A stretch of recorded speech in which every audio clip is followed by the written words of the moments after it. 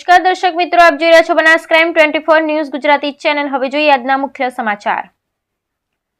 Instagram મારફત થયેલ પ્રેમને લઈ ધાનેરાનું યુવક યુવતીને લઈ ભાગી જતા ધાનેરા પોલીસે રાજસ્થાનમાંથી શોધી અને દીકરીને પરત લાવી।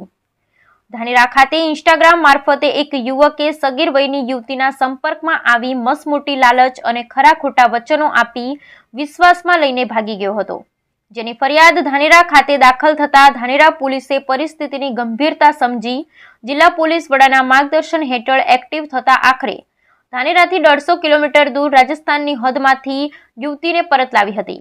આરોપી હોશિયાર હોવાથી મોબાઈલ નંબર જ બદલી નાખ્યો હતો અને મોબાઈલનો ઉપયોગ કરતો ના હોય। ધાનેરા પોલીસ પણ છેલ્લા 1 માસથી IMAના આધારે વોચમાં હતી। આખરે પોલીસને સતત પ્રયત્ન થકી માહિતી સામે આવતા દીકરીને રાજસ્થાનથી પરત લાવી પરિવારજનોને સોંપવામાં આવી હતી।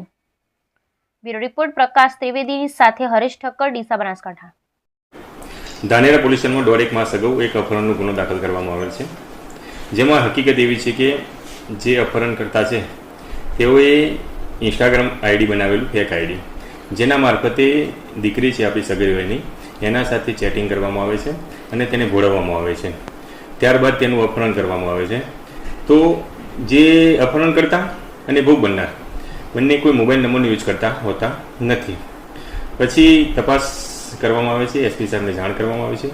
SP સાહેબની સૂચના મુજબ સ્પેશિયલ ઇન્વેસ્ટિગેશન ટીમ એકની રચના કરવામાં આવે છે અને જે અનુસંધાને 1.5 મહિના બાદ એક લોકેશન મળે છે કે તેઓ કિશનગઢ પોલીસ સ્ટેશનની હદમાં રાજસ્થાન રાજ્યમાં કોઈ જગ્યાએ રહે છે। જે તો તાત્કાલિક રાત્રિના 2 વાગે SP સાહેબની સૂચના મુજબ ટીમ મોકલવામાં આવે છે અને એમને ઝડપી લેવામાં આવે છે અને અપહરણકર્તાના ચુંગાલમાંથી દીકરીને હેમખેમ પાછી લાવીને તેના પરિવારજનોને સોંપવામાં આવેલી છે।